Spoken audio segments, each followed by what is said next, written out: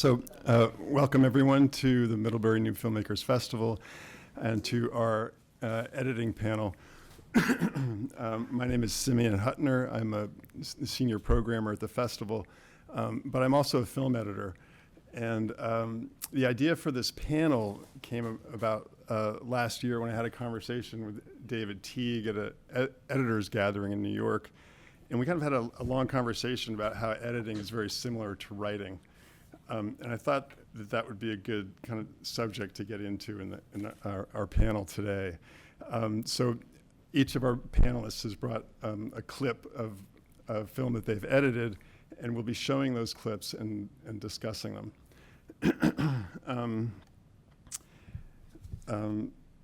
But first, I'd like to introduce our panelists. Toby Shimin started out as a sound editor. Toby Shimin is here. She started out as a sound editor and switched to picture editing when she cut The Children's Storefront, which was nominated for an Academy Award. She's edited the Sundance films How to Dance in Ohio, which also won a Peabody Award, A Leap of Faith, Martha and Ethel, Miss America, Everything's Cool, Out of the Past, This Is Home, which was also nominated for an Emmy Award in editing, and Buck, which was shortlisted for an Academy Award. Toby has received 2 documentary editing awards from the Woodstock Film Festival. Ernie and Joe, Crisis Cops, won a jury prize at South by Southwest and an Emmy for outstanding editing. And it played here. And it played here as well. I love that film. Ernie and Joe, oh my God, so good. And the film Baby God was the opening night film at South by Southwest in 2020. Her most recent film, One South, Portrait of a Psych Unit, premiered on HBO this summer. And Toby serves as a consultant and supervising editor on many films, including on one which I just edited called Walk With Me. And some of her other films include Love Gilda, Jacinta, Storm Lake, which also played here, All Was in Season, Pay or Die, and the 2023 Oscar nominee, The Martha Mitchell Effect. And like most of our other editors, Toby is a mentor to many editors, young editors, and she has also been on the faculty of the School of Visual Arts. David Teague, who is right here, edited 2 films that were Oscar nominated and Emmy winning, Life Animated and Cutie and the Boxer. And the Independent Spirit nominated The Departure, and the Emmy nominated E-Team, and the Oscar-winning Freeheld. He wrote and produced Stamped from the Beginning, which premiered at the Toronto Film Festival and was shortlisted for an Academy Award. And he was also nominated for a Writers Guild Award for that film. He was the supervising editor for the Sundance-winning Frida and the Emmy-nominated Pretty Baby Brooke Shields, for which he received a Cinema Eye Editing Award. And as a consulting editor, he worked on Knock Down the House, Crip Camp, Sugarcane, Camera Person, Mayor, and Welcome to Chechnya. He wrote the fiction film Cassandra, which premiered at Sundance in 2023. And Sabine Hoffman is next. Sabine's credits include Rebecca Miller's films Personal Velocity, The Ballad of Jack and Rose, The Private Lives of Pippa Lee, Maggie's Plan, and She Came to Me. Julie Taymor's The Glorias, Rebecca Hall's Passing, Roger Ross Williams' Cassandra, Richard Gravenice's musical The Last 5 Years, A.B. Rockwell's 1001, and Tony Goldwyn's Ezra. Sabine has also edited 2 episodes of Pachinko and numerous documentary films, including the Academy Award-nominated Fairy Tales, The 12 Disciples of Nelson Mandela, Laura Poitras's Terror Contagion, and she was a co-producer of Shalina Kantaya's films Catching the Sun and the Emmy-nominated Coded Bias. Our last panel member is Sascha Stanton-Craven. He's an editor who often works in the subgenre that he and nobody else calls semi-scripted, reality-based alternative comedy. His credits include How To with John Wilson, Jackass Forever, the Eric Andre prank feature Bad Trip, the Eric Andre Show, the Onion News Network, and 10 seasons of the cult web series On Cinema at the Cinema, along with various spin-offs. He lives in Los Angeles and grew up here in Vermont. So we're really lucky to have these guys here. It's just, really, you guys are an incredible group of editors. They've done they have an amazing body of work. So we're very excited to have them here today to talk about editing. Before we get into discussing how editing is actually a lot like writing, we just want to talk sort of about the fundamentals of editing and actually what the editor's role is in both fiction and nonfiction films. So we're going to start with Toby and just kind of talk about what your role is as an editor. First, can I just ask who in this room is either an editor or filmmaker? Okay, a lot. So I was just gonna start with just like one little story, personal story, to then let David, I'm gonna just pass it off to David to do the fundamentals of editing because he does it so well. But I was at a very fancy fundraiser 2 years ago. And these very fancy people came over with their cocktails, and I was with a friend who is not an editor but knows what I do very well. And, had that conversation. What do you do? What do you wear? Oh, I work in documentaries. Oh, you work in documentaries. Anything I've heard of? And I named a couple that they had kind of heard of. And then one of them said, so you're a director? And I was like, no. And he's like, oh, so you're the producer? I was like, no. And I said, I'm an editor. And he said, oh, you're just the editor. And I looked at my friend and I said, we're going to educate them, aren't we? Yeah, I think probably all of us have had many experiences like that.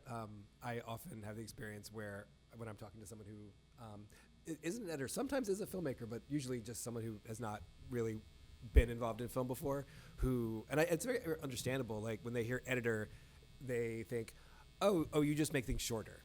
Oh, you just cut out the boring parts, and that's your job. Like you make sure it's fast and tight, and it's got rhythm and speed, and that's your job. Or it's a purely technical kind of job. And so, yeah, I think education is something we often do a lot, whether it's at parties or film festivals.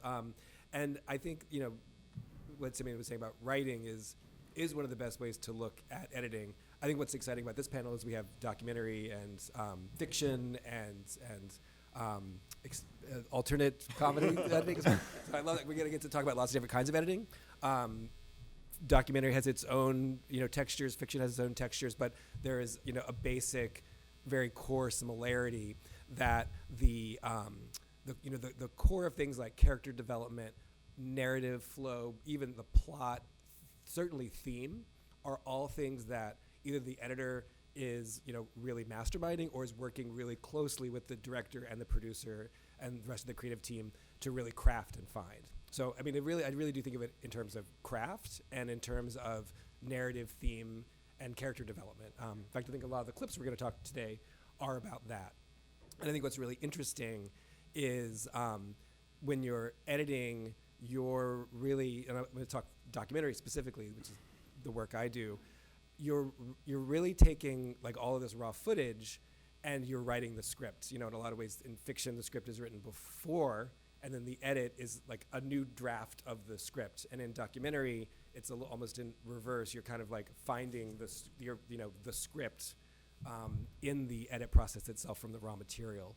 And I think a lot of what hits the audience emotionally, understanding the characters, understanding the story, understanding the theme, is all the work of the editor. And I always think a lot about, emotion in our brain. Like emotion tells us what's important. And so that's how I think about editing is actually like telling the audience what's important. Sabine, do you want to talk about the role of the editor in fiction films and how it differs from documentary? I mean, it's a great point to pick up from. It's all about emotion and tracking what our brain does when we when we see a story, right? And it's, I think Merge calls it spiritual plumbing, but I think of it as a science of emotion where you're really trying to find out what happens. Because the beauty of editing is our brain makes a connection between one thing and another. And that can be across time, that can be between two people, and it's all about the in-between spaces that happen in our mind when we see things juxtaposed or connected. So it's all about tracking what's happening in in the micro, in a scene, and like, do I feel what you're feeling in this look? And then on the macro, in the, exactly. The big and the small. And then in the overall film, how do the arcs of the characters make sense? How does the story come together? And so that movement you keep constantly doing. And my main thing is always don't fix it in post. It's another thing we talk about often, but it's like fix it in prep. And the ideal collaboration is one that starts way before you start shooting. So I have been lucky to have relationships with a lot of directors where I get to read the first draft of the script and go through many drafts of the script before they even start shooting. And oftentimes we end up losing scenes before you spend millions shooting them. So that can be very useful. And also, even if we don't cut anything and if we don't change anything, for me to understand sort of the intention of the storytelling and what is the intention behind it, almost again like very intuitive and finding out what's behind the story, what did the character do before this moment, and to learn as much as possible about the world of the story, which sometimes also involves research if it's a historical piece or if it's based on true facts, and then at the same time just coming to an understanding what the vision of the director is and the producers, because that can also influence the workflow depending on who has the power. That's a Great. lot for Yeah. Did that make sense? Yeah, no, that's great. And Sascha, you the clip, I haven't seen a lot of your work, but the clip I've seen, and what we're going to look at today, is a television, it's an HBO show. Can you talk about your approach to that? Sure. It's a clip from this show, How To, with John Wilson. And that show is very much sort of like a documentary, video essay, memoir. It's sort of like going between a lot of different sort of ideas and sort of ways of interacting with the audience. And I think just, what everyone else here has said, it really is like you are sort of an intermediary between like the director and the audience in some way. And you're both like on this side trying to sort of see what the director is, like what their vision is, what the, like what they're sort of like going for. But you are also sort of like standing in for the audience and trying to see like, if at this moment, what am I feeling? What am I expecting? Like, you're sort of trying to sort of anticipate what the audience might be feeling or expecting, what they might need, what they might not expect, and how can you make that something that's a pleasant surprise instead of something that's, disorienting. Or, so a lot of it I think is really just trying to get into different mindsets and try to sort of develop different rhythms based on like what kind of experience you want somebody else to be having. And so, this is certainly not specific to this clip, but I think that clip you'll see is, like there are parts of it that are very sort of like, there are a lot of sort of, you give the audience a visual and say something else that isn't directly connected to it and hope that they sort of make the connection in their own head, which is sort of what Sabine was talking about with sort of, like the sort of dialectic of like you see two things together and it creates a third sort of understanding within the audience as they're watching things. One story that Toby's story reminded me of was, I remember at some point a friend of mine who's a TV writer said to me, he was like, you should really do writing or something. He's like, it's like, you're a good editor, but it's like, you're so creative. Like, you should do something like that instead. I was like, all right, okay.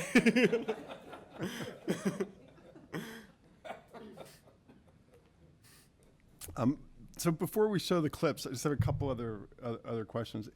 For documentary, we often have you can have hundreds of hours of footage, and you end up with a feature film that's 90 minutes.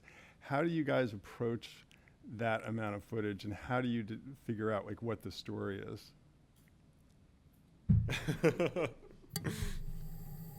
Because that's a question that I get frequently from people, Yeah. and so I'm curious what you guys think. I mean, I think a little bit of it is dependent upon the project, who you're working with, your relationship with the director and producer.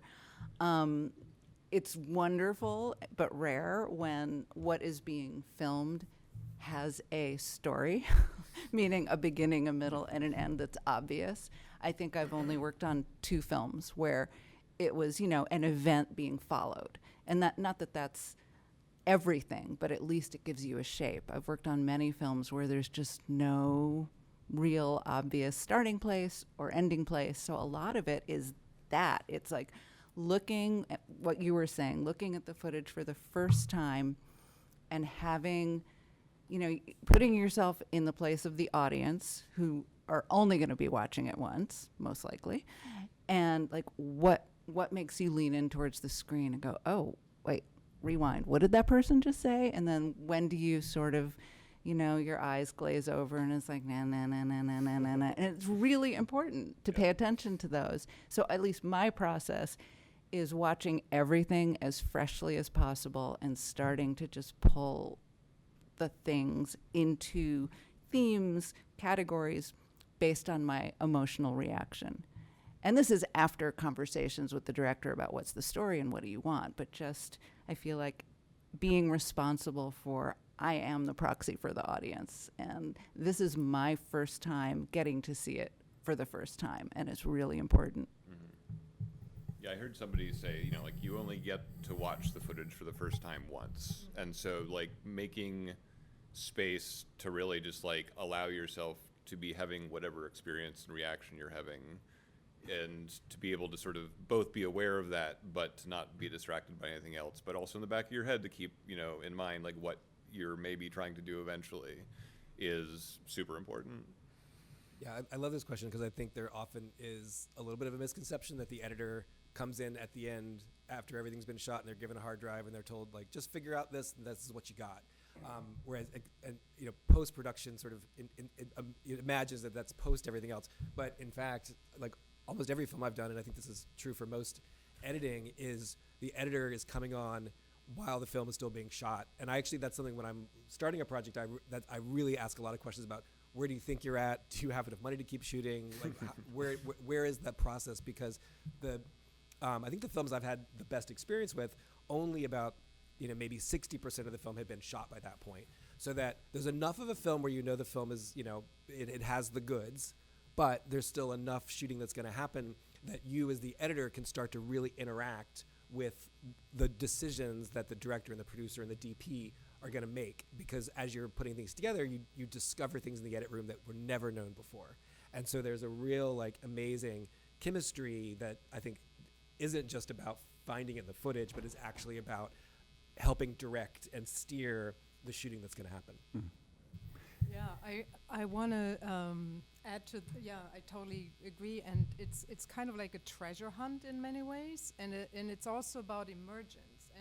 And the criteria under which we do something change in the process. Because there's all the, you know, like we call the editing the last stage of writing and the final draft of the movie. And that is often true because you start out cutting a scene as it's written, and then a lot of times things change. I mean, lines get dropped, the scene gets put in a different place, you start the scene halfway in, you end it halfway out, you cut out a whole character because they didn't work, you know. You actually, on a recent film, we changed the whole story completely by just using things off camera and creating dialogue that never was there before. I mean, the possibilities are really, you have, so it comes down to, you have tools, how you can accomplish certain things, but to everybody's point, it's all about by what criteria do you make your decisions. And those criteria are hopefully a common understanding in the first place, but then you have to be open to them changing because you have an audience screening that doesn't understand the main fact and you have to change it. So you have to sort of be, I think the main skill that we all have to utilize is, you know, be curious and be really willing to watch fresh. It's like a Zen thing. It's really like try to watch fresh and really see what's there, and it might change what's there. So how do you actually watch it fresh after you've been working on these scenes and you've seen it hundreds of times? What is there something that you do to put yourself in that place? I think there's lots of ways. Probably the most effective and the scariest is to sit in the back of a small room when you're screening it to people who haven't seen it before as a rough cut screening. Not because you're going to then get their feedback afterwards. You are, and that's going to be data of how it interacted with different people, but the actual physical experience of sitting in the back of that room with the body language transforms how you see the film. And you're looking at it a totally different way. I've had experiences where the day before I screened the cut myself, thought a lot was working, felt pretty good. Watched it, same cut the next day, hadn't heard the feedback yet. And maybe the feedback was going to be positive. I didn't know. But just from watching it with all these people, I saw it through their eyes, and it was a totally different film. And I saw so many problems, holes, things I had to fix that I never would have seen otherwise. So that's the most effective for me.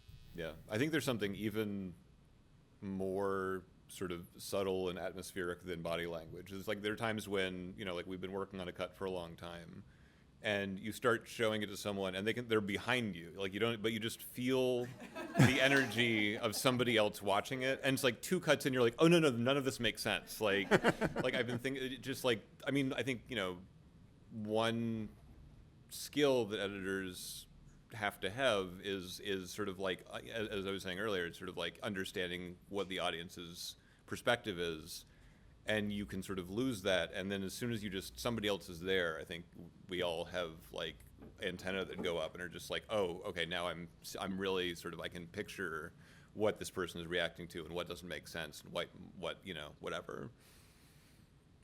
Yeah, and this may be obvious, but and it's often hard to build it into a schedule. But if I am at that place where it's like, I cannot watch this one more time, I can't see it anymore.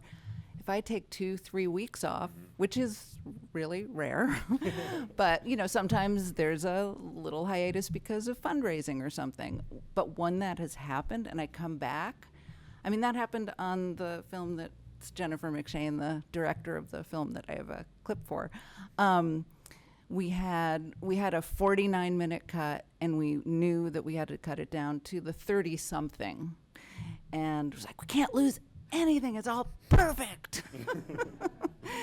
And I don't remember the reason, but there was like 3 weeks, 4 weeks, and I came back and was like, oh, we don't need this, we don't need that. And then Sabine came and did even more. All right. We have until 5 o'clock, and we want to watch 4 clips. So we should probably start watching them. We will ask there will be time for questions. Yes, also, and we want to take questions at the end as well from you guys. So we're going to start. This is a nice introduction, segue into the Quilters, a clip from the Quilters, which just screened this morning. Yeah, this morning. Toby, do you want to set up this clip? Yeah, and I'm going to try to edit myself and be brief. So it's a short film, 31 minutes, about a group of men in a maximum security prison in Licking, Missouri, who have started a quilting group. And it's part of a restorative justice organization program. And they make quilts for foster children, their birthday quilts for foster children in the surrounding communities. So that's the kind of the setup. And one of the things that's so special to me about films like this is you come as an audience, you can't help it with all these preconceptions. It's maximum security. A lot of these prisoners are in for life. We made a very, I think, solidly agreed upon choice early on to not say what their crimes were, but to give the amount of time they're sentenced. And most were life, some were 25 years. Because, as Jen said, that really for her, the film was going to be about what did these people do with their time. It's not about what they did. It's not about how they got in there. It's not about should they be in there. They're unjustly, it's not that film. The film is you have your life in prison. How are you going to make use of that time? And the clip that I wanted to show had a particular challenge, at least for me, who had not done a short. I'd done one short before, but that was very different.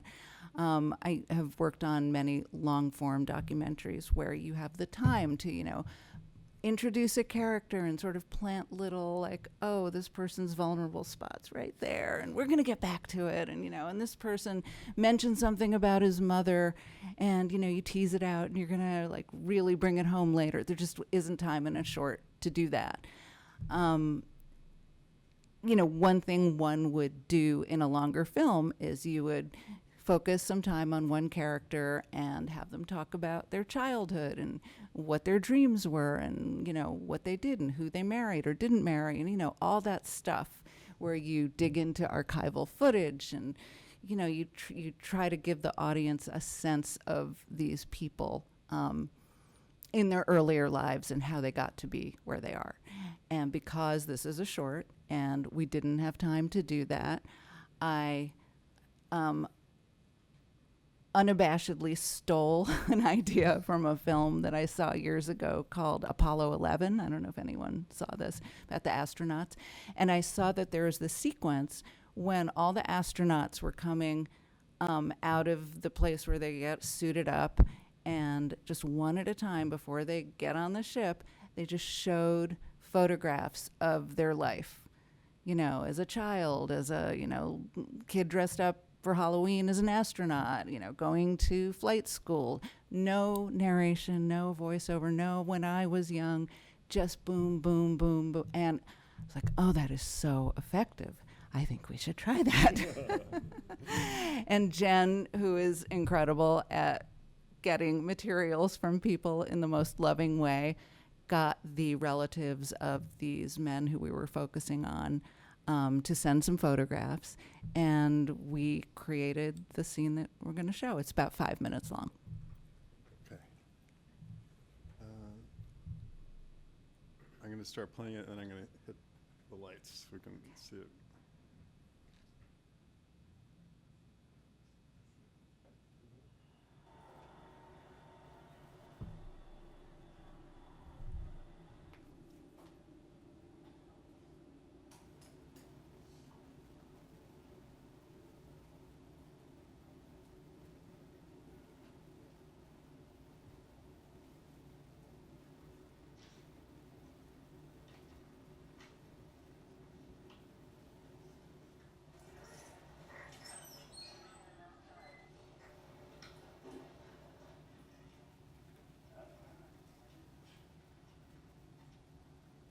Not everyone can work here. They must have no violations or write-ups. I try not to think of what they did to get in here. I treat them as a human, because that's what they are.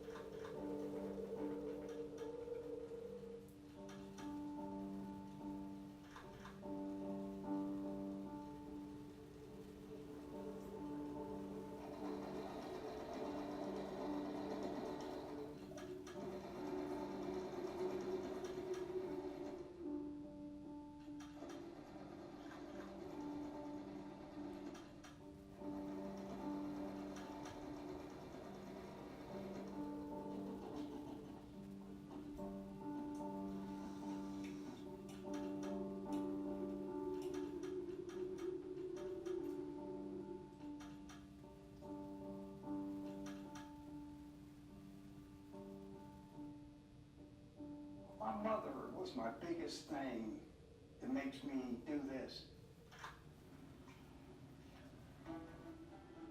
Her mother, my grandma, she made all their clothes and quilts out of patches. And so this is what my childhood brings to me. I was kind of young when I got locked up. Put your finger right there, hold that, right in the corner. Now I'm 64 years old now. I got locked up when I was 20. you know, I was just, you know, an asshole. And I messed up bad. You know, but I never had a bad background. I had a good mother and father. I had a good thing. You just get mixed with the wrong people, and you know, you make that mistake. But we're away from that now.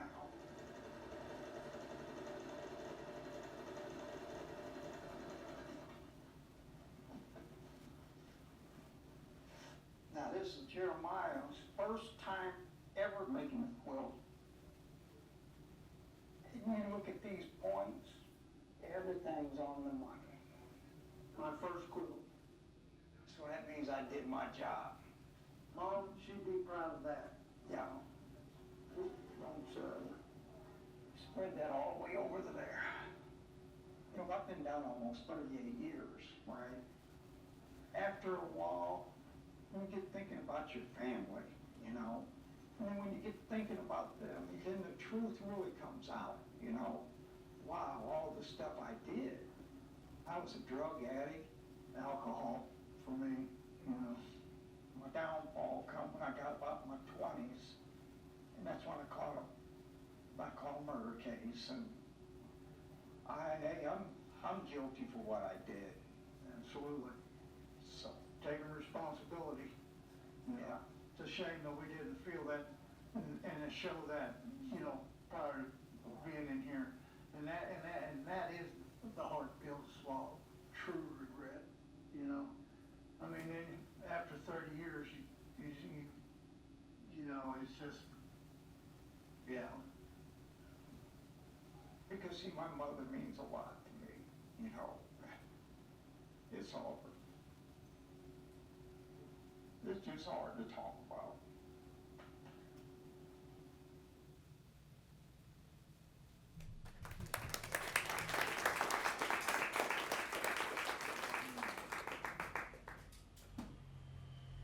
I just want to add one other thing, because I know our time is short, but there was something that you said, Sabine, that I think applies here a little bit. In that space where you're just looking at the men sewing and you're looking at who they were at different stages of their lives, you're allowing the audience to just project their own childhoods, their own associations. You're not being told what to think.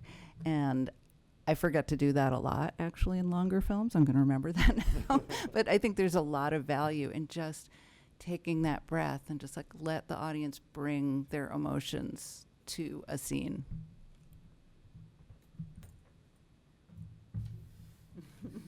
Thank you, Toby. So I'm going to show a clip from a film called Life Animated. It was directed by Roger Ross Williams, and I'm going to show the first 4 or 5 minutes of the film. I love showing openings of films because you get to really think about all those little moments of those first moments you learn something, the first moments you encounter a character. And I think a lot about questions and answers. Like the editor is so often like posing a question for the audience to have in their brain, and then at a certain point they're going to answer it. And when those questions are posed, what those questions are, and then when it gets answered, are, you know, like the backbone and fundamental, I think, of narrative and also the enjoyment of watching a film. But I really wanted to show this with our, you know, theme of writing, because, you know, often, especially this is a verite film, there's a sense that like the editing is taking the scenes that were shot and then like finding the order and everything for them. But so often a scene that feels like it's, you know, has the flow of a scene, an emotional flow, or even, you know, it's a over the course of a couple hours, you're pulling from all sorts of different materials, often from different years, from different times. You know, you're creating what, you know, a lot of we think of more. It's not like this happened in one day, but it's maybe a typical day that would have happened, and you're creating like an emotional truth of this moment. But to create it, you're not just looking at that day. You're looking at hundreds of hours over all different periods and archival. So this, while it's just a couple minutes, it's a couple hours in the day of this young man, it's taken from all these different places, and I kind of want to talk about that. Yeah. Okay, great.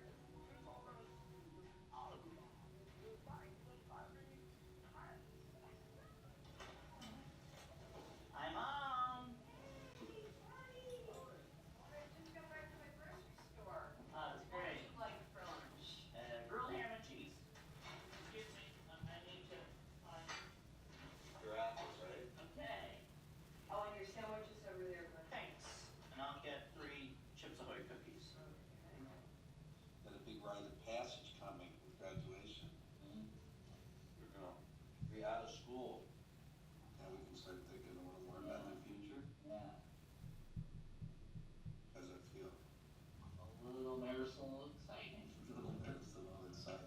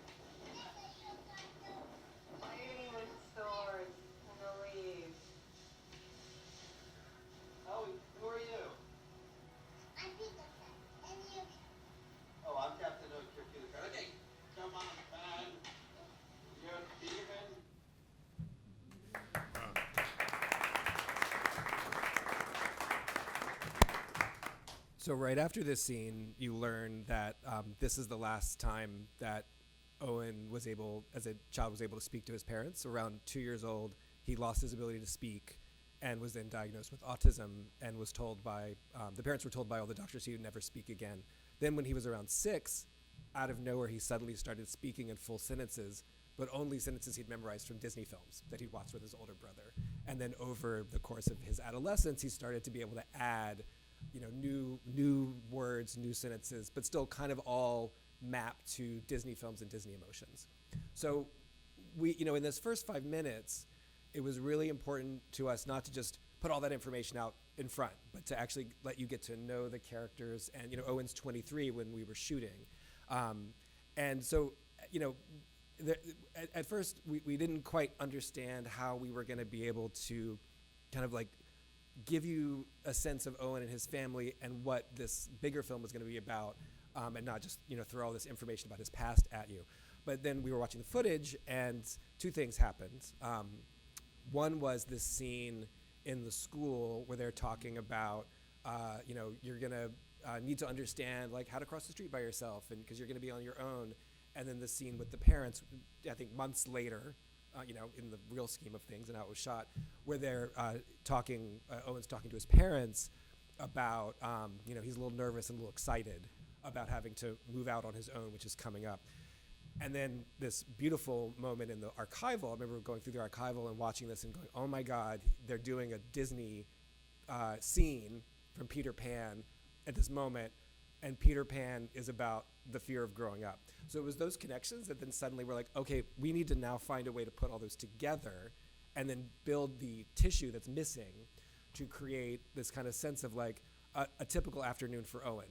He goes to school, he comes home, he talks to his parents, has lunch, and then does what he always does every day, which is goes up and watch Disney films. Of course, he wasn't watching Peter Pan that day, but he watches it all the time. So we were able to kind of find these moments that existed, and then because we hadn't finished shooting yet, I was able to talk to Roger, the director, and everyone of saying like, okay, if we get him watching Peter Pan and we make sure we get, more footage of him at school, then we'll be able to create, this afternoon that is very true to Owen and his experience. But we are, really, we wrote that as a sense of how we're going to seed all these ideas of fear of growing up, this sense that he's going to move out on his own, which really becomes the arc of the film, is watching Owen move out of his parents' house for the first time, get his own apartment in an assisted living facility, and deal with all the challenges of, you know, living his individual life. So I just want to ask, I have to say, when you sent me this clip and I first watched it, I think you did such a good job of pulling together, as you're just explaining, these different elements. I had no idea that it was a different day. I thought this was all the same And day. that's our goal, is to do that. And obviously, watching it a second time, I kind of realized, oh, he's wearing different clothes. Yeah, that's the beauty of like continuity. 'Cause Yeah. it doesn't matter. Like, Yeah, but it's there's so oftentimes that question of like, oh, can we do this because it's not the same? But yeah, if people are in it, they're not going to notice. yeah. That's amazing to me that you did such a good job of putting it together, and it's so seamless that we're not even aware that it's completely different time periods. And I think if you think about it too, like there's a point where suddenly he's looking directly to the camera. And like that's clearly not a verite moment. Like Right. suddenly you've created this situation. So it is part of us acknowledging to the audience, like we're moving into a little bit of this kind of participatory, you know, space where, you know, Owen is now like, he's looking into an Interrotron where he's looking at the camera. On the camera is Peter Pan. And then we, you know, shot the reverse of the TV. So we're not trying to necessarily hide it. Like we want the audience to kind of be emotionally in there, but also be aware, like, yeah, we're creating this, but it's not fiction. I think that's the most important part. This could be a typical day in his life. It's very emotionally true to what he does, but it creates the emotional, response in the audience to, Right. prepare for the rest of the film.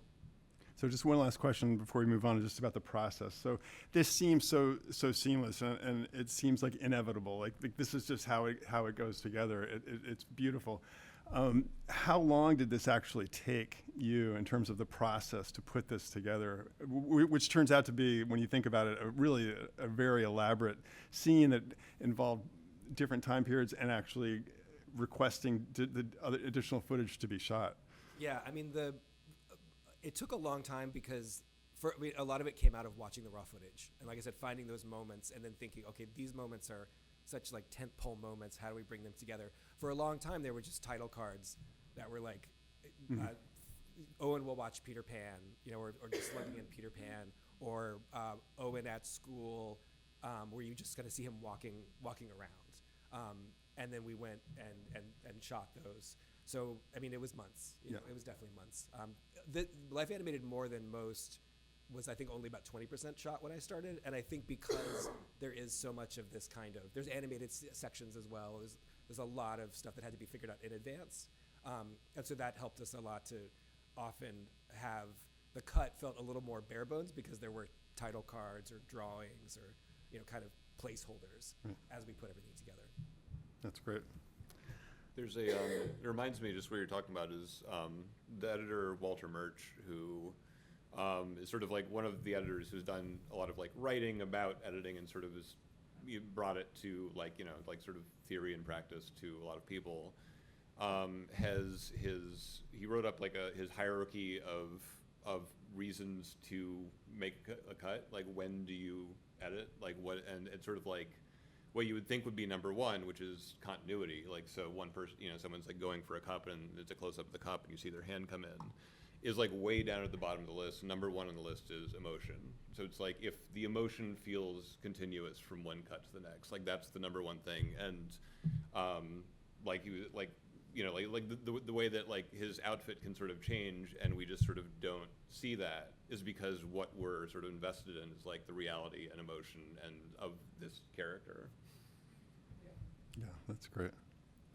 So we're going to move on to our next clip is Sabine's. Can you? I mean, our emotional continuity is always key, and so this clip is from Personal Velocity, which was my first collaboration with Rebecca Miller, who I have since worked with for almost over 20 years. We showed this in Sundance in 2000, I think. It was one of the first films shot on digital video cameras, consumer cameras. It won a cinematography award, which what you see is sort of low res and might make you wonder why. But Alan Kuras, who shot it, is an amazing cinematographer and figured out a way to make consumer mini DV look somehow more cinematic than it ever had been before, and was a pioneer in that. It's also based, Rebecca is a writer-director, so she writes, all of her own material so far. And this is based on 3 short stories. So the film consists of 3 segments, not like her other films. And each of the segments is based on a short story. They are loosely connected through what we will be seeing in this scene, an event, but it's also, they almost stand alone, and they're shot in different styles. What we're gonna see is pretty close to the beginning of the last story in the film, and I think we'll just play it. Okay.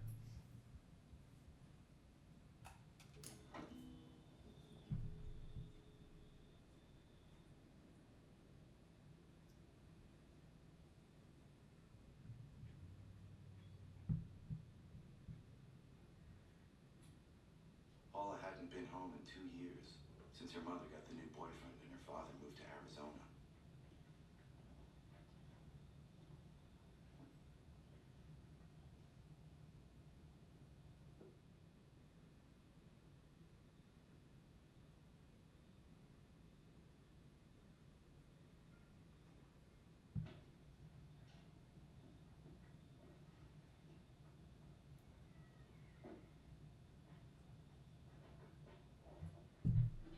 God, is this you?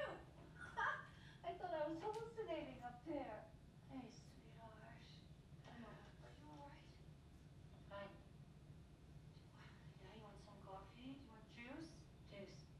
Peter's gonna be down in a minute. Didn't you call for her to stop in by? Is it okay? Yes, it's fine. Are you okay? Are you sure? Yeah. Hello, Paula. Hello. You changed your hair. Yep. What brings you up our way? I came to see my mother. How much do you need?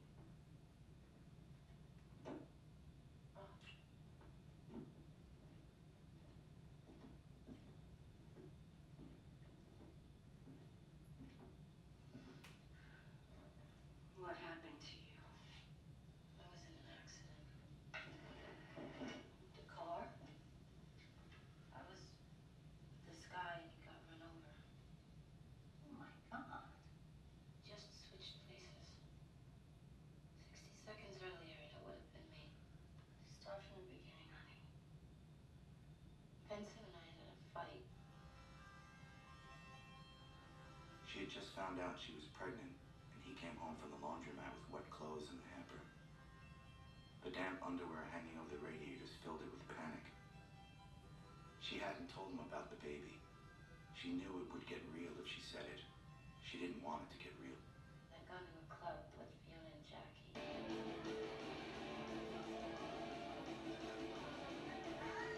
Don't disapprove, okay? Because otherwise I'm not gonna tell you. Paul, I didn't say anything.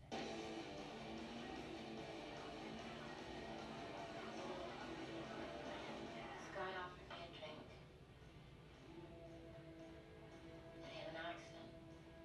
So I asked him where he was from, and he said Norway. Said that he directed some music videos out in LA for MTV. There was a recognition between them, tension. They were hungry for each other's conversation. They talked for hours. She kept wondering if he was the reason why she'd come here. Well, I used to write. I used to paint.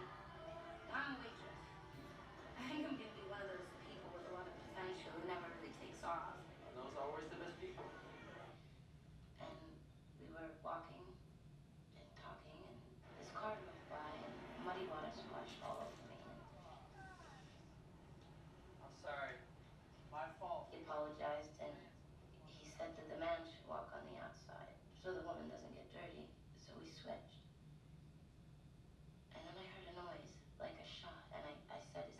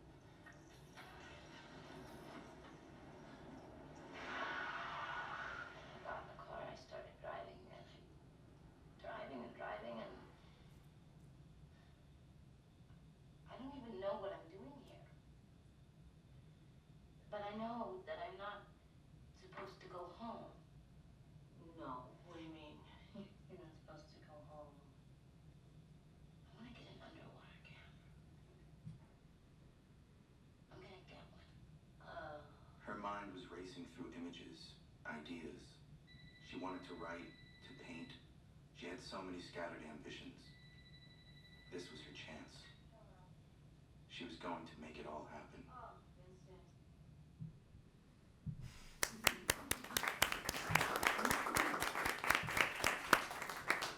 Yeah, it's a lot of story in just 5 minutes. But what I love about that, is the multi layers of possibility of storytelling, and how Rebecca wrote how fragile memory is and how we remember things and how to communicate that. And the stills the stills were written into the script, and they appear in the other stories also, because it was a very low budget production, and we were sure that we couldn't shoot every scene in live camera. And so early on she decided, let's just tell some things in stills. So that was a conscious decision. Another one is that in a lot of her films she uses voiceover as a tool, and that gets written also in the script, but then usually completely changed in the process of the editing, and often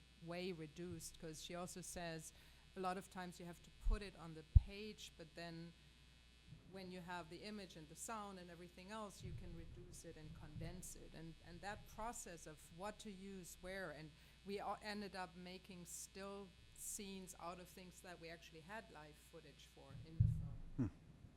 But in this particular sequence, it was just so much fun to balance what do we show, what don't we show, and again, to the point of emotional continuity, it's often what we don't show that makes you connect more, and to create really a connection to the character and perspective. How do we build that? What do we include? In this case of Paula, the character, there was a decision to shoot everything very, very close with these extreme close-ups, which is not the case in the other stories. But that gave us an opportunity to make it very visceral and to really try to get under her skin and feel with her. At least that was our intention. And yeah, so. I have a question. When you shot her, or when her memories were shot, the incident that she's recounting, was that shot as a scene that could play as a full sequence, or was it shot with the intention of kind of breaking it up into these moments, which you did in the edit?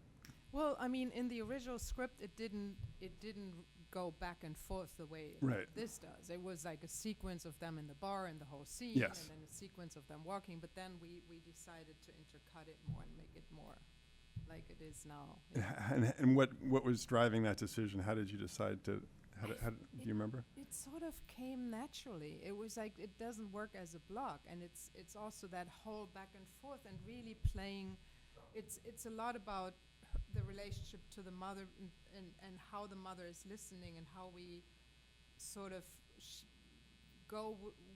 understand how hard it is for Paula to remember it, and in all that back and forth, it sort of came out of just playing with it, really.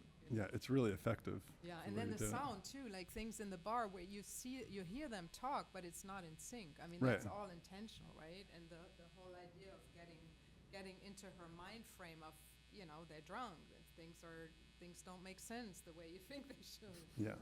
And her trying to communicate that to her mother, and we witness that. Yeah. We piece it together, but you can't entirely, and that's the whole point. And then the voiceover on top of it, which you may argue may not be necessary, but it was throughout the film, and we experimented with that a lot too. We had, because it's 3 female characters, and we had them do their own voiceover. We had at some point another female narrator, but decided on the male voice as a contrast also, as a storytelling. Like she compared it to painting. When you have a lot of blue, you want like a contrast, not another blue. You want a red line in there. So yeah, you play. That's great. So we have our last clip is Sascha's from the show that you were talking about earlier. Mm-hmm. Do you want to set that up? Sure. I mean, this is also sort of the beginning of an episode, so hopefully it's a little bit self-explanatory. But I mean, one thing that is just sort of occurred to me as Sabine was talking was this difference between sort of like often, editing is supposed to sort of be invisible. Like you're supposed to sort of forget that it's there at all and just sort of be in the story. But then like there are other times where, like when you're talking about memory and fragments of memory, it suddenly becomes a more sort of active and like participant in the whole process. And even though you're still sort of like ideally just feeling the sort of effects of it and feeling the way that memory feels, like you are aware that like there are still some things. I think this also sort of to some degree goes in that direction of like the construction of it is more like coming out into the foreground and then receding into the background again. So that's just something to sort of think about. The same way that if we're talking about writing, like there's writing that is just supposed to sort of like take you through a story and you're supposed to be there, and then there's writing that really makes itself known and is part of the whole experience. So, yeah. And I'm sorry I gave you the full episode, but once he's in his apartment around 5 minutes, we can stop. You can tell me. You can just Yeah. tell me when to stop. Okay.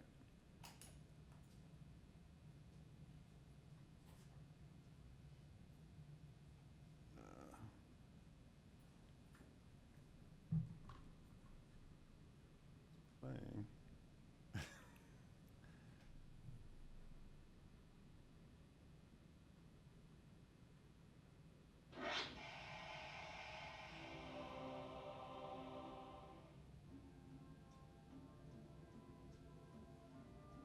Hey, New York. In a city this crowded, it's important that everyone maintains good personal hygiene. You don't always have time to do it at home, so sometimes you have to do it on the go. While some might find this behavior offensive, public grooming is actually the ultimate sign of respect for your It makes it more comfortable to live close to one another. And lets your neighbors know that you really care about them and their well-being. While most of your body is relatively easy to reach, the hardest part to clean has always been your ears. Historically, people have always used cotton swabs to clean their ears. But apparently this has never been one of the recommended uses on the package. And they even say not to do it. Right there. You can risk serious injury by cleaning something the wrong way. So you should probably just find something else to do with your Q-tips instead of putting them in your head. Hey. If you don't have a safe method to clean them out, you might not have any way of knowing what's happening in there. And after years of neglecting the problem, there's really no telling what might be inside. Letting things get out of hand or losing your cool, hang in there. And I'll show you how fun and easy it is to finally figure out the right way to clean your ears. To make sure you're heading in the right direction, you should try and consult a specialist who has sophisticated technology to get you all cleaned out. It sounds like you probably have earwax. That's the most common cause of what you're describing, but let me take a look and we'll see what you got. Okay. I've been in this practice since '99. That's when the Matrix came out. One like this. Yes, I've seen ones like this. There's a bunch of stuff in there, and it all comes out in a big, sticky mess. Oh, baby. It's coming out.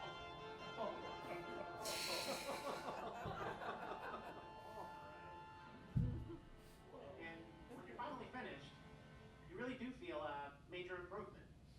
It kind of feels like you've just landed after taking the longest plane ride you've ever taken. And you begin to notice sounds in a way you never did before.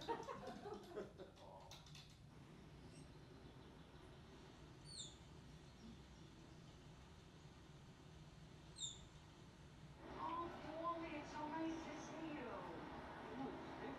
You look different. I got a cool video, boys.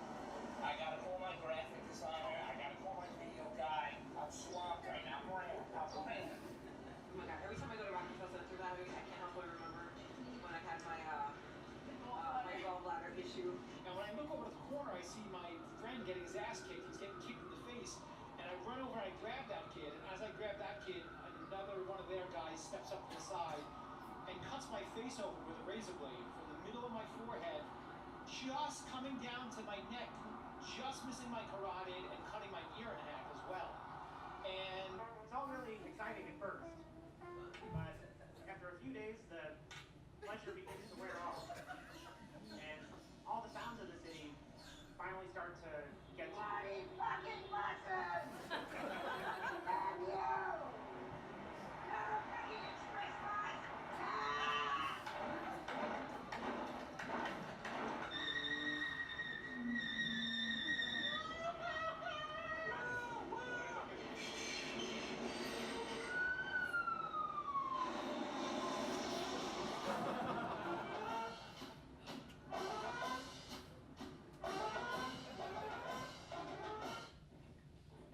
So, if the sound outside is getting to you, you can always just.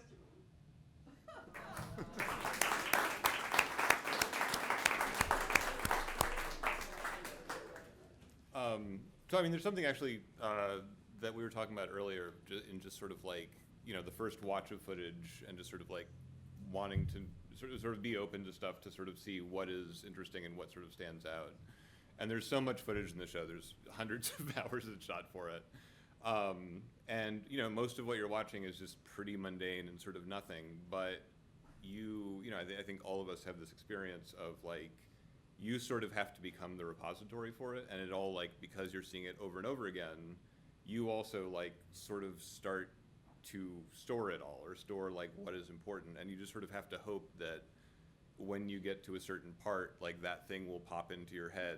And you know, like, you do some organization in the project and everything else, but there's also like some sort of like buildup of like just whatever alchemical thing there is to be like, oh, like this is reminding me of this, and it's just like you start making connections and sort of like trying to put things together and see how things juxtapose the same way as like the Peter Pan clip. It's like, you know, seeing that and being like, oh, this relates to this, and we can sort of make some new meaning out of it.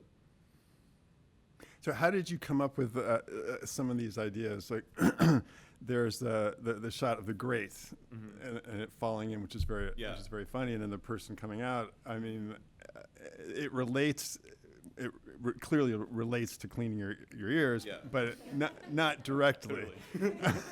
not directly. And so that was something that, you know, like that is, and that's actually two different great opening ups. Right. Like the guy who's looking down actually just lost his keys in it, and then the other one is like a guy who's down in the grate, and so two different people saw it. And so that's something that, you know, like as I'm watching through everything initially, I know what episodes I'm doing, and I have like a vague sense of like what the different themes will be for those episodes. And so for this one, it's, you know, it's anything about like ears, holes. I have like, you know, like one of my, John was like doing a talk at some place and showed just a screenshot of like one of my bins in my project that just had things like the titles of sequences were like, things that look like bees, dirty holes, like, and so, you know, you're just sort of like trying to sort of see whatever comes to you, and so for something like the grates, like I didn't know what that was going to be initially. I just sort of saw it, and I was like, oh well, this is something I need to keep in mind, and so I just have like this huge sequence of just like clips and clips and clips, and just like and then, you know, as you're going through an episode, John will have ideas of like, oh, I want, you know, I remember this shot, I think this would be good here. I'll have ideas of like, oh, I think this would be good.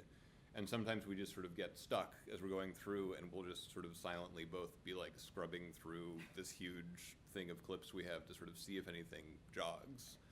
And that one, I'm not sure, like, I don't remember where that one came in the process, but, you know, you keep going over things over and over, and at different points in the process, things will hit you differently because you're thinking about different things. So is the script written, and does it stay pretty much the same, and then you're trying to fill in the visuals and in this case the audio is very important.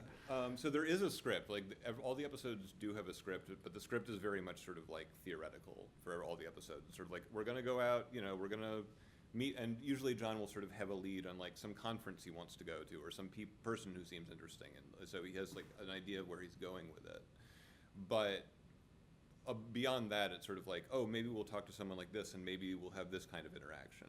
And then if he actually goes and meets someone like that, usually the interaction is like a little bit like that, but a lot of something else is actually way more interesting. And so like the first cut of a full episode usually is somewhat along what the script is, just to sort of give us something to go off of. But it makes no sense. Like, it just sort of like nothing feels right. Everything is like really off. And then you just take that and you're like, okay, everything is wrong except for like these 4 things. How do we take that out and start moving stuff around to start building it up into something that actually makes sense? And the script completely changed. Like, his voiceover changes like over and over and over again. And he just has the mic like in his house. So like we'll like brainstorm for a bit and he'll be like, okay, I'm gonna go record these lines, and he sends those and I put them in and we try it. And those need new like footage, pieces of footage, because now it's totally changed. So it's just sort of a building the plane while flying it type thing. Part of the pleasure in watching this is that the audience has to do some work in figuring out, oh, that great. Wait, how does that connect? Oh, that's an ear of corn. Yeah. Oh, I get it. You know, and that's part of where the humor comes from as well. Are you conscious? You must be conscious of that as you're building it, and you're totally, yeah. and you're going after those kinds of I guess tropes or devices to. Right, and it's like you want to sort of keep that distance where it's like the audience has to do a little bit of work so right. that there's the pleasure of the aha, but not so far that it's just sort of like opaque and confusing, and not so close that it's just like what you were describing is also just what you're seeing, because then it sort of feels inert in some way. And you know, and that also sometimes we have the line that we're like, we really want John to be saying this, and so then you have to think what the shots are, and other times you just have the shot and you're like, this is the shot. But what could John be saying that relates to it in some way? So it's a continual kind of process of writing as you're editing and as he's doing the voiceover. Yeah, and the question that he would always ask, like at the end of any sort of scene where he goes and like interviews anyone, is sort of like, what have I learned here? And then what? So where am I then? What question do I have, or what am I thinking at this point? That's great. Does anybody have any questions? Yes. About this. Is there a camera crew that's just going around filming anything that seems interesting to them? Yeah. So I mean, John, it's like 4 people, and they just go around New York, and they will have some sort of like assignments where it'll be like, we know we want like traffic cops putting tickets on cars, so they'll just be going around. Whenever they see a traffic cop, they'll just like follow them for a while and see if they're doing anything. But then they also are sort of like filmmakers in their own right, and sort of, you know, or videographers or whatever, and are bringing their own sort of like eye to it. And so they'll just also be like, oh, I saw this interesting thing, I saw this type of thing. And then John just always has his camera with him. And he was doing this fully on his own beforehand, with just sort of like Vimeo videos. But then once the show started happening, it's sort of complex enough that he basically had to just focus on the interviews. And he still sort of films other stuff when he sees it, but most of the sort of B-roll and footage and stuff is from another unit. Yes, in the back. I mean, Yeah. one thing I love about the show, Sascha, is that it's really funny, like to find the humor. You have to have the humor, but I also love that there's also sometimes like about relationship, you know, and that there's also like some depth to it about his own journey and loneliness and stuff.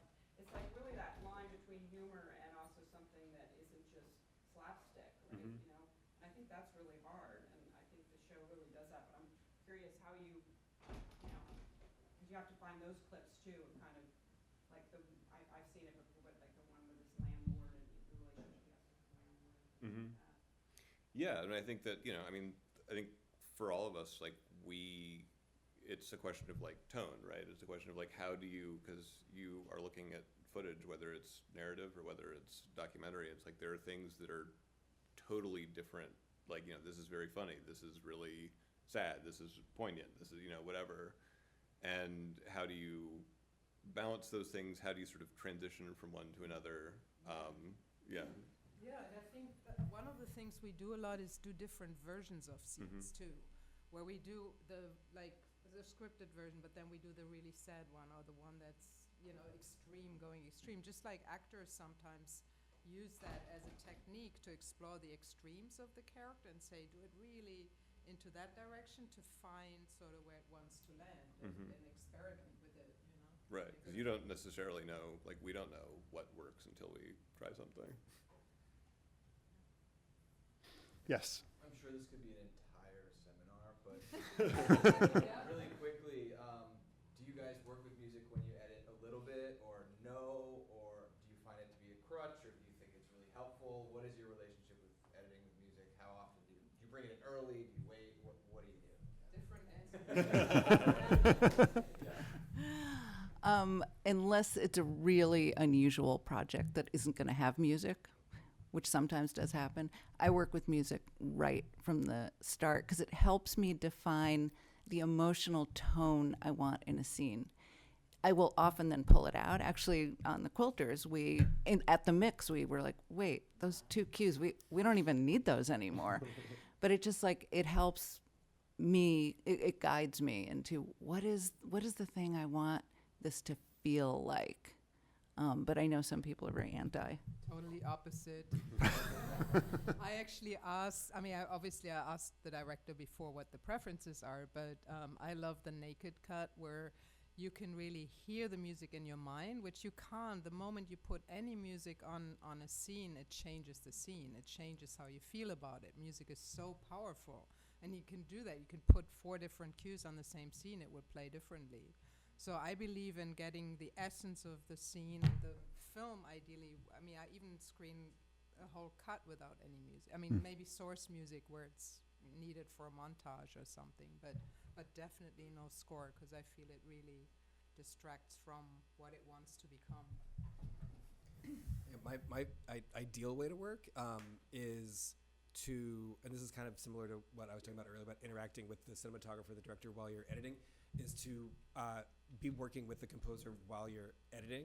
And that doesn't mean they're on full-time like composing. A lot of times what I like to do is ask the composer, don't worry about scoring a particular scene.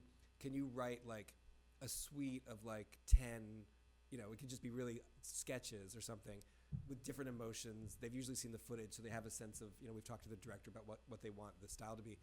And I'll get, 10 tracks, sometimes with stems. And so I'll start to work with that, but then I'll actually be editing the music. Like I'll take a part of what the composer did and mix it with something else, cut stems off. So you're kind of music editing a little bit while you're doing it. And then you send that to the composer. They're like, oh, that's interesting. And then they'll try something else. So it becomes a conversation back and forth. And that's, but I also find that like, for me, it doesn't lock me into a particular sound, but it actually creates like an interesting interaction. Yeah, kind of like these extremes. Like, and you could try like, oh, what would happen if we did something like, more sad here, or what would be if it's like a little more energetic. But I think, and it's probably to your point a little bit, it's super important for me to not double the emotion with the music. I was working with one composer who was like, oh, that's putting a hat on a hat. You already have that going on. You already have that in the scene. You don't need the music to double that for you. So a lot of times what I like to do is like have a scene have no music in it, but then have a moment afterwards where there is a little music, so it actually gives you this reflective time. So it's almost like the music that follows the scene is scoring the one before it, even if it doesn't have any music under it. It gives you that like, emotional psychic space to take it in. Yeah, I just want to add, one of my favorite movies is a musical I edited. So I'm not anti-music, I love it. And in the case of a musical, of course, the music is actually first. And we even shot scenes with just like phones just to do choreography because it was, they record in musicals, they record the music before you shoot and then they have earwigs and then they sing live on top of it. And I also did a film recently that has an opera in it, so, but then especially when it's like, when there is a lot of heavy music already, you want to be very careful what the score will be with it. And you just have to sort of carefully bring that in. But it's great when you have a composer on board from the beginning. Yeah, I sort of go back and forth. I feel like I don't have like a strong line in the sand about it, but like I will often like try to sort of start putting something together at least and get it up on its feet without any music, and then maybe bring something in because as Toby was saying, I think that it does help sort of define things in some way, and like suddenly like elements like pop, like it's like seasoning something almost, it's like suddenly some things are like popping out these sort of weren't aware of before, and part of that is like the rhythm and the tone and everything else. But I also think it's important to sort of at some point like I'll often try to just like watch a scene or whatever, like not only without the music but without sound at all, to just sort of see like, is it making sense? Like, are you sort of just visually able to sort of like, is it telling the story? Is it like giving you the information in a way that you can process? And one like rule of thumb that I heard somewhere that I like and generally try to abide by is like that the music should be sort of like following the emotion, not leading it. So it's like, you know, there are a lot, like a pet peeve of mine is like a lot of times like in a scene, like sad music comes in, you're like, why? What's happening? Like there's, you know, someone just standing there. It's like, oh, it's just like the media is like just telling us like, it's sad, be sad, you know, it's like, and that feels the most sort of like bald and like manipulative. And I I just also want, think that it shows like a laziness on the editor's Yeah. part when you have, like, what drives me crazy in films is when you just have wall-to-wall music. Right. Because to me, it's a way of, like, skipping loads and loads of work around really working a scene to make it emotional. Because once you put music under it, people think, oh, this is how it's supposed to feel, rather than really working the scene editorially to, and then the music enhances that moment. But Right. And so part of it is just like being comfortable with like the audience maybe not being fully oriented at any point, you know, and just like maybe it's okay that, you know, like you don't know where to look or how to feel for a moment. Yeah. And like there's something valuable about that. yeah, give that space. Yeah. Yeah, and I actually think of the story as musical movements, you know, just to sort of feel them. But I wanted to add to what you said about seeing the scene without any dialogue.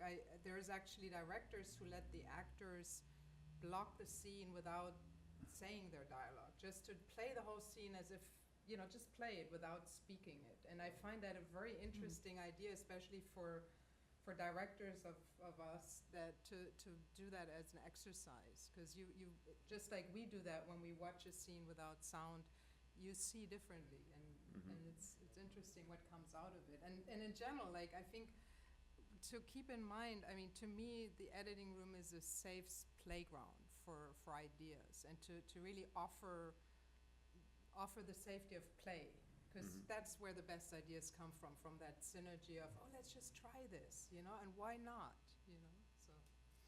Particularly if you have trouble hearing the words, and, you know, sometimes I'll just have to space that out and just pick everything up from the motion. It's a very different feeling, but you get what you see as opposed to what you hear. Yeah. And I think actually, Simeon, goes back to your question earlier of like, how do you stay fresh? I mean, I think that's another thing in the toolbox of like, how do you get out of your own sort of just like the ways you've become blind to the thing you've been watching over and over and over again, and removing some element like and really focusing on another one is super helpful sometimes. Yeah. Any other questions? Yes. I already said something, but that's why I liked your piece about Owen, because, you know, you could have told us who he was and explained who he was, but we had to discover who he was. And I think that's how we actually meet people. You know, if I saw Owen, I first thought he was a teacher. I mean, I thought he was coming to teach that, so I had to discover who he was, and I think, you know, if you had said he was autistic, I would have found all these, so it was like, I don't know who he is, and I didn't really even know. So it was great, because I think it's very much, but I think, I don't like things where they tell you, like, this is so-and-so, and now you're gonna have to experience. And also labeling people, I think, you know, we can't come into who they are as a person without those labels, so I really like that and what you did. Yeah, and that was like such an intentional thing we talked a lot about, and we never fully cut this, but there was a lot of discussion around, do we want to start in the past and like tell that story first? I remember I think there was one thought that like, if you know at the beginning that he is going to, as an adult, you know, be able to speak, does that take away some kind of surprise? We were like, no, it's not like a reveal. It's not like a will he be able to talk or not. That almost like puts a weird like emphasis on that question, and that's not the dramatic arc. So yeah, so we wanted people to have this kind of like I was saying at the beginning, like put those questions out there, and then ultimately, because what we actually shot was about him going out on his own, it became about, in those first 5 minutes, how do we set up the theme of becoming an adult? Also because, and this is something I think we all think about as editors a lot, which is, you know, each story, like Owen's story is like really unique, like his memorizing of Disney films, like it's a very specific thing to Owen, but the idea of like fear of growing up and moving out from your parents and, you know, having to become a grown up from being a child is a universal feeling. And so by setting that up as the theme, anybody can connect to that in some way, and then they're going to connect to Owen in a different way.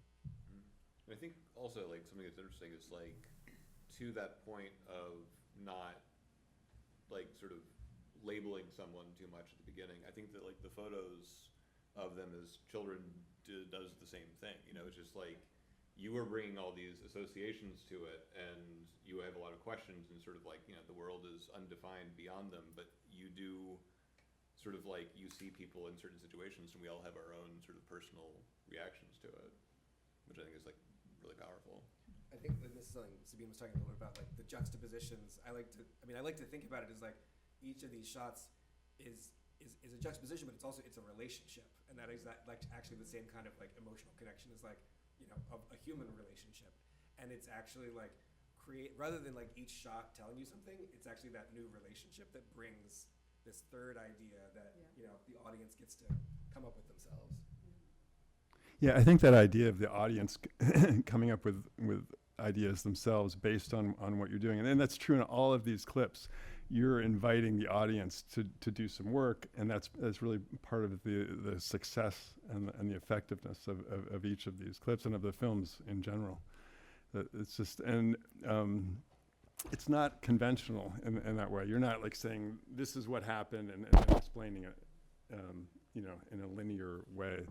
And I think that's one of the things that makes all of these works so great. So thanks very much for bringing these films and taking the time.